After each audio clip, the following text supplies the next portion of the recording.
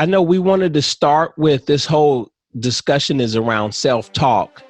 And, it begins with our thoughts, feelings, and behaviors. And I know before you were discussing like how research has shown that the way we think can impact the way we feel, which in turn impacts our behaviors or the way we act in the world or how we perform. Correct. So talk to me about that. So basically I wanted to kind of start from our first conversation. I thought let's connect it, let's piggyback off of that. And as we know, and I've talked about, it makes a big difference. Like what we're thinking in our minds, it's going to impact how we feel. And I'm sure you've dealt with this. And like when you feel a certain way in your head or you're off, you feel a certain type of way. And then that initially impacts how we behave in the world, which gets into, how we perform for an athlete, for a performer, for an individual. And it does something to your psyche in the sense, like, it does something, it connects to something further than just like, oh, I'm just not feeling good. Well, it has to do like with a chain. That's kind of how I see it visually. Like it's a chain, like one impacts another and another, like a domino effect in a sense. So that's where I'm coming from that. And obviously it helps that there's research behind all of this too. So it feels a lot more confident to speak on about it because it makes sense. Right. And that's what I wanted to get into. But before we get into the research, I mean, you've done a ton of research. I know you're working on your doctorate in, is it psychology or sports psychology? So it's a master's in sports psychology. In the fall, I'll begin the doctorate. Right. So I know you're doing a ton of reading, a ton of research, writing papers, speaking. You've done some internships.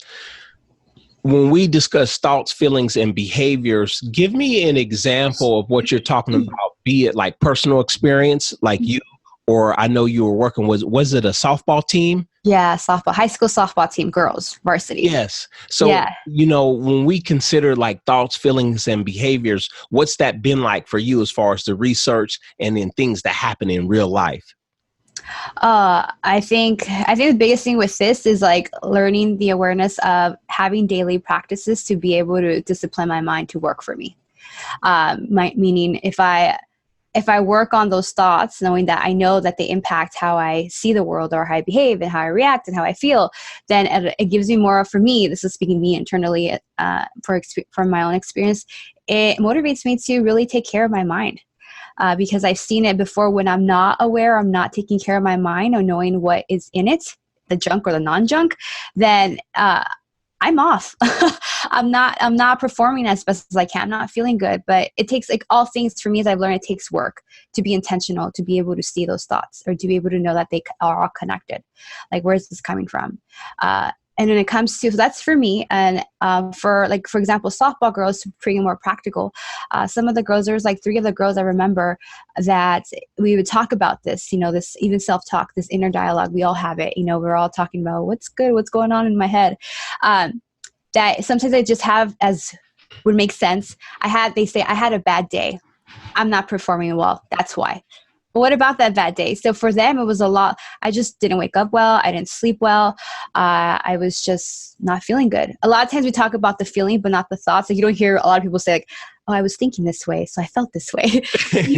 you hear more like the high school girls would say like, I just I wasn't feeling it. I felt horrible. I just was having a bad day. And then with that bad day, that comes to practice, and then they suck at performing. They're not doing so well at practice. What's wrong? What's going on? Things are going in there. They might not say it like what's going on in here, but things are going in there. The wheels are turning, and then they're just like, I'm just not feeling it. And that's what I would get a lot. It was very simple. It makes sense, right? Most a high school girl would be like, just not feeling it. Okay. And then that's how that would come out, and I'd see it and be able to see that connection because of being a student, all this stuff in my experience, that they're not performing. They're not they're behaving a certain way because they're feeling a type of way, and they're thinking a certain thing. They're having a bad day. Started from period 1. That's where it all came from. In the morning, my mom was yelling at me, or whatever the case, and that completely filters through the whole entire day, and it comes to practice the game. Does that help? Yes, it does, because what you're telling me, there could have been a situation that happened in the morning or the night before in this particular scenario. And then that dialogue is carried throughout the day, Right. especially if it affected them emotionally in a negative sense. So then you have like that negative self-talk or that internal dialogue going on in the head. And I think, as well as I do, that you have to get to know your student athletes, build rapport, so they'll open Absolutely. up and talk to you, so then you can get to the bottom of it to help them perform better, because that's ultimately what we're trying to do. Yeah, that's all we're trying to do. That's literally what sports psych is about, enhancing the mind. And how can we enhance the mind to be able to work for us, to be able to have that peak performance again, to be able to perform better, to be able to feel in that flow, to allow the time to slow down. I just feeling I was doing great. Mm-hmm. That's what it is. But as we know, you can't do that all the time. Goal is to automatically have that happen more and more, but it takes time. And that's where the practitioner, the sports psych stuff comes in, the facilitator and the client, or the practitioner and the athlete, or the, whatever the case. And that's where that comes from. That's that work in between. Yeah, and I can speak to that, especially if you're a student athlete or sports parent listening. It's like when you think about journaling, for instance, like journaling your thoughts or how you feel about something, it can have negative connotations, like I gotta write this much down, or who wants to sit down and write, or this is like a Right. diary, or what if somebody finds this, when you're opening up to yourself. So I mean, me personally, I write a whole lot less, and I'm not traditional like that. I just might make a few notes. It could be something that I was studying and my thoughts about that, or some concepts that I want to try with my student athletes or myself, or things that didn't work, and just scratching it, but organizing it in a way to where it's bright. I like to use like the green markers, the yellow markers, the orange markers, Right. to create some different types of visuals. But Right. I can see why some kids, like, who wants to journal or write a diary? But if you're listening to this, sometimes you might just write for 2 or 3 minutes and just make some notes, and then be gone and go back and Exactly. visit it, a day or two later. And that has worked for me better. And that's the thing, I think, that Sean, with like this, I think what I hear is like this idea that we has to be a certain way. Like one thing that gets, I know in my style, as I'm learning about myself and what I want to do and how I want to enhance, is that what works for you as the athlete or the client or the individual. There's like no one size fits all. Like these are just tools to give you, and this idea, oh, you can journal this much, but it's really, as you said, what feels right for you as the individual. I think that's a big important thing. But that also goes back to our mind, how our mind tries to control things, right? Like, no, but it has to be this way. Why would I want to do that? Like, letting it flow. But again, and especially for the artistic types out there, where you can journal in pictures, or go yes. find what it is that you're thinking about, cut it Mhm. and paste it into your journal, and maybe make some notes around that. Where Absolutely. I found that if you get creative, it's easier to journal. There's a concept called bullet journaling. I'm still learning and understanding that, but from the basics, I like it, because it's like you just write or draw or make your list however you want to draw it, and then you could create the color, put the pictures in there, to make it more interesting. So that's something I could talk about later, but I haven't got into the full concept of bullet journaling, but it makes sense to me because I have friends that journal that way. Getting into it, I wanted to discuss, and this all leads to self-talk. So Yes. in your realm, how would you define self-talk? The little voices I have in my head. That's basically how I guess in my terms, just keep it simple. It's just the voices I have in my head. We all have it. It's definitely the inner running conversations we have in our head, whether that be about ourselves or others. And also, it's like, yeah, just those thoughts that randomly come in, especially, for example, I'll give you a perfect example, actually. I remember the book I shared with you. Yes. Yeah, so this one, giving you examples of inner conversations, self-talk, is think I have done this many times before and you feel confident. Think I am being taken advantage of and you feel anger. I think this practice is worthless and you feel impatient and unmotivated. So basically, those immediate feelings, they directly impact how you're going to do your thing out there on the field or as a person. So those are examples of those inner dialogue, or the voices that we have in our head, and how that all connects on to how we feel, the behavior, which is how I got to this topic was through one of your Instagram posts. Remember how do you see yourself? How do you talk to yourself? Yes. And all of that. So this is where this self-talk topic got inspired from. Yeah, and just you bringing that up, it reminds me of a few things because I have a friend. He's an inventor. He invents fitness equipment. So to a degree, he's an introvert, but he's very extroverted at the same time. And we were having a conversation one day, and it might have been over some whiskey several years ago. But nevertheless, he said, "Man, if I could just," it is interesting because you said voices, like plural, not one. And he was just talking, man, I feel like I got 7 voices in my head. If I could just cut down 5 and narrow it down to 2, I could solve more problems. You know what I mean? So just eliminate some of the voices, narrow it down to 1 or 2, so we can get some clarity. That's a whole nother topic. Yes. That takes that whole trying to narrow it down and being attuned to our voices and having more like an empty mind. Oh, that's a whole nother topic. Correct. and the interesting part about this all, and you've covered it, and I'll go deeper into it. And I've said this, and I've been saying this quite often now, that the 2 most important things that sports parents, coaches, sports psychologists about to be like yourself is that we have to pay attention to the self-talk when the individuals that we're working with are alone. And then what do they say to themselves when they're alone? And then how do they see themselves when they're alone? And I feel like it's our job to get to know the people that we're working with, whether it's a client, an athlete, a student athlete and sports parent, where they can open up and tell you what's going on. How are they talking, or how they see themselves when they're alone? Because that can directly impact, their performance, whether it's on the field or in the classroom or in the community. Mm-hmm.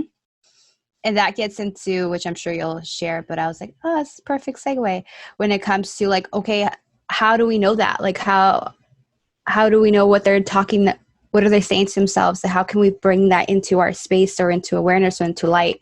That comes with going back to self-awareness. It's all connected. Like I've mentioned before, through awareness and through self-awareness is how changes, modifications, enhancement can happen. Without that, I don't know it's there.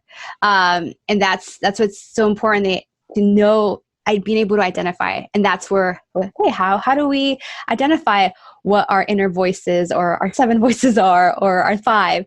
And that's where there's some buildings or some exercises that you can do to build into what those are. So the parent or the athlete can know, and then assuming they desire to, they can challenge that thought and enhance it, modify it, and go on from there. What are some of the things that a person can do, or a sports parent? So 3, like I thought about like 3 of them. So one of them is like basically reflection. That's that reflecting back on a certain moment. And I have it like in my notes, as looking at a situation, remembering it, and looking into that space at that moment in time. Some people it'll be really easy to do, others it won't, but that is definitely, it's like reflective practice. What happened that time? What was I doing? What was I thinking? And what was my inner dialogue in that moment? So I was saying reflecting, looking back at a certain moment and what happened in those different moments and what that inner dialogue looked like. For example, by doing imagery and visualization, you can tap into that and come back into that space. Also, people can do like audio. For example, maybe they want to, maybe they're looking at tracking their inner voices or inner dialogue or their self-talk. Because again, through those, identifying those, then we can build, enhance, move forward. Is maybe an audio, whether it be your voice memo in your phone, be able to share in that moment, hey, this stuff is coming up. Just basically in the sense in your words, journaling, kind of sort of looking at those thoughts and putting them in an audio. And with the audio, you can bring that to, say, a session with, say, they're a coach or a practitioner or a sports psychologist. And this is a perfect way of working with a client or an athlete, where maybe that audio, for example, we go through that, they identify maybe those thoughts that are not serving them. The ones like I mentioned, I feel a certain way, or I'm not doing good, I'm not performing well, or I am performing well, whatever the case. And then basically start writing those down and putting them down in like a self-talk log or a handout. So that's another way of identifying. So we have a reflection and we have a self-talk log or a handout. Usually you want to maybe do a template for them. I usually, when I've done it with my girls in the softball internship, I would do it in the moment. I'm really big on being present in the moment with them. Of course, I preview, I prepare, but in the moment I can do like, okay, let's talk about these thoughts, these voices, or whatever words I use, their words into the conversation, not mine. Let's put them down in paper. And in the moment, I'll basically do a little chart, columns. Here's the left side where you have your, I guess it's called your negative thoughts that are not serving you. And then we have on the right side, the positive thoughts that will be serving you. You're basically substituting them. And that's becoming a list of those thoughts. So you're basically seeing them in paper. You're bringing awareness to these inner voices, thoughts, dialogue, whatever you want to put in there. And that connects to the audio, right? It's in case to say this is the audio. The audio gets brought into the session. We do that self-talk log handout. We work through that and we basically look at the positive. That's a way, and you can go on and basically blossom from there. But that's another way that you can do bring self-awareness to your thoughts or your inner dialogue.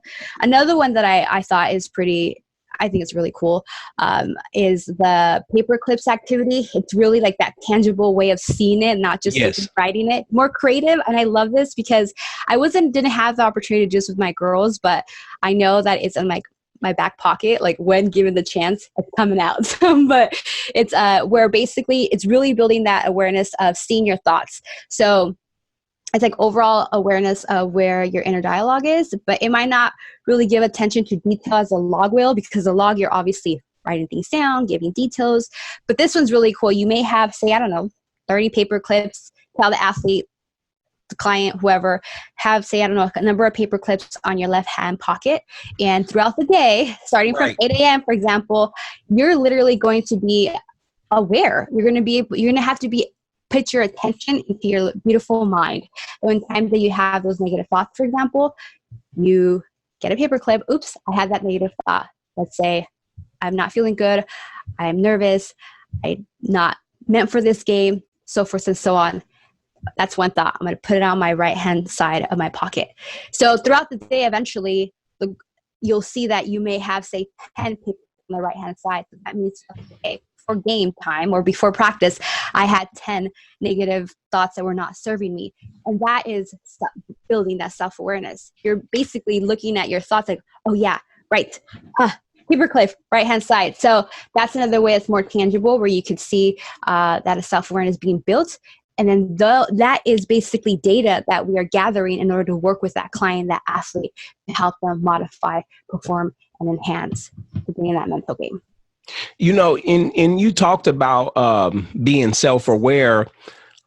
I really believe that the coach has to be self-aware also. Oh, absolutely. They influence. Be perceptive, especially I know you're working with a client. You have to be an expert listener, because when you're working with people, they can say something really offhanded or nonchalantly, and it's right then and there that they say it so often that they don't even realize the negative self-talk.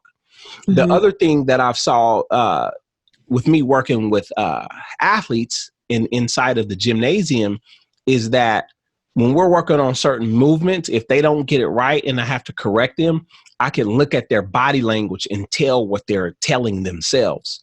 So I've been able to explain to a few kids, I'm like, it's not me, it's you. It's what you've been telling yourself. And then are you practicing these things away from here? But you can see in the heat of the moment, sometimes you don't even have to speak. A person can do something and you can tell exactly what they're thinking. And there's that negative internal dialogue going on. Yeah, it's absolutely all connected. I guess you can see it in their body language, and how their gestures. It's incredible how that all comes out. It really is, because and then the other part of being perceptive as a coach, you got to let them know that, hey, I know you can do this. I believe you can do this. We're going to come back to this here in a few minutes, grab some water, and then we're going to work on hinging our hips. in a deadlift or a squat. We have like a lot of knee benders in the facility when it comes to like back squatting and deadlifting, at the early part of the movement. And some kids, it's been like 6 months to really get them to understand the hinge. And part of it is they're built a little differently. I had a kid that's probably he's 5'11", doesn't have a workout background, been working with me for like the last 6 months, but he has a really short torso and long limbs. It's like he's built like LeBron or something. He's just like smaller in stature. So with them, I know you have to be patient. You have to cue him different. And he has some hip mobility restrictions. And I think in general, just some tissue tightness. So it's something that we have to work out and work through. But we're problem solvers. But I can tell and I give them homework to practice. Work on these movements, these air squats, work on it at home. If you got the gym, to yourself for a few extra minutes, it takes 3 to 5 minutes to work on these things, but you can tell when they don't do it. And then you can see the internal dialogue going on, and then you talked about self-talk. Like we've been talking about like the negative side of it, so to speak, or the negative internal dialogue. But what about positive self-talk? Like, why is it important? How can it help a young person's confidence? How can it help, a sports parents and their confidence with their student athlete? Well, just like negative, maybe I'm going to give it very simplistic. Negative goes bad, positive goes good. Meaning if we have positive self-talk or positive things that we're saying to ourselves or things that we're receiving from others, that's going to make us feel good. The more we get that, the more we're able to really be able to per se believe that. But I think the biggest thing is reframing, like really knowing that, okay, that's great. I could tell you did a great job, but if they're not believing it, it's not going to do anything. So that's why, as we know, our minds are very big at protecting us and are really big at feeding into and connecting to the negative more, because that's just how our mind works. But when we do have those positive thoughts and we're feeling good, building off of those and focusing on those more and more, whether that be saying to ourselves, doing some practices, looking at mental skills through the help of like I said, sports psychologist or parent, whoever has the knowledge to be able to help with that space. More we focus on those positive self-talk inner dialogue, the more it's going to grow. So it's like we have a big ball of like negative energy. We want that to get smaller and smaller so that we start building on the bigger ball of positive energy to get bigger and bigger. But with all things, it takes practice, right? So I would say, of course, like it makes sense that the more we have positive inner dialogue, the better we are going to feel, behave, and we're just going to change, and even our psyche is going to change as well. So, but it takes work. Don't just wake up and be like, oh, we're so happy and bubbly, or no, like it takes work to actually first identify them, see what they are, and then that's when we can get to the other side. Just depends. We're speaking more like negative because just like on average, most people will kind of look at I'm not good at this, I'm not good at that. But there is also the other side, right, where there is a lot more maybe that are more positive or are more thinking about the good stuff, more about the inner good dialogue that they do have. I think you're right on point. And even to simplify it further, like we live in a culture that's we're surrounded by hip hop music. We're blessed with hip hop music, from a worldwide standpoint. And I know most young people that you encounter, doesn't matter what they look like or where they're from or their ethnicity, they probably listen to some form of hip hop.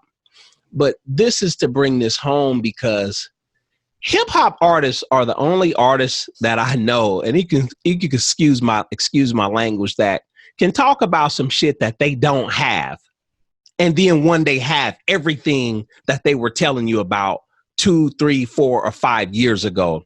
And when you want to talk about like positive self-talk and visualizations and affirmations, just really look at hip hop artists. You can look at any hip hop artist, any genre, where if you look at their early work, they were talking about some things that they clearly did not have. And I'm sure their family members will tell you. And then one day they keep going to the studio and then they talk and talk and talk till those things appear. It's the same in all facets of life. Yes. I love that. It's very true. It's that the more you say it to yourself, the more it appears.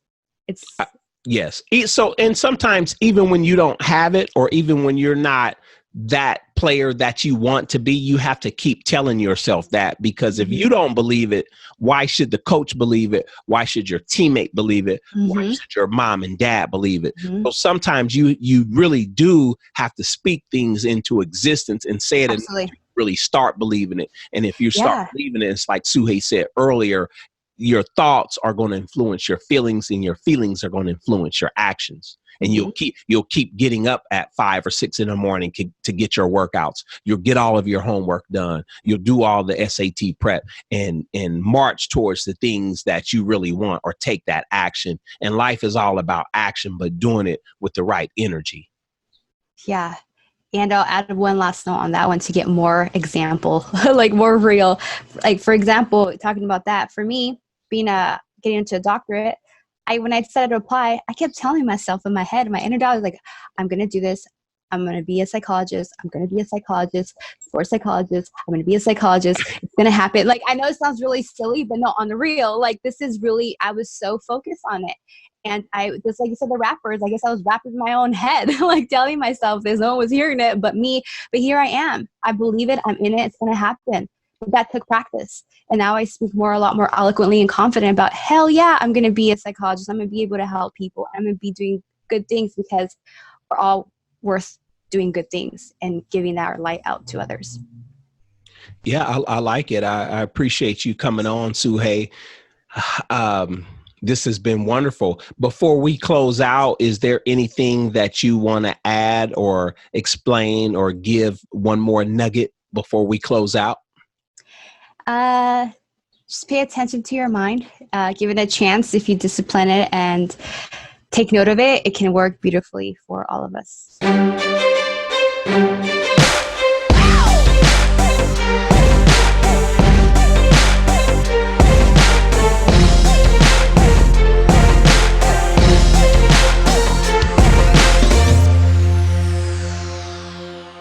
The Sports Mastery Workbook was created for the student athlete and the parent to work through together. The Sports Mastery Workbook was created for the student athlete and the coach to work through together. It was created in a sense and in a way to bridge the gap in communication between these parties and build a successful relationship dynamic. To learn more, visit sportsmastery.com/workbook, or check out the show notes page and click on the link.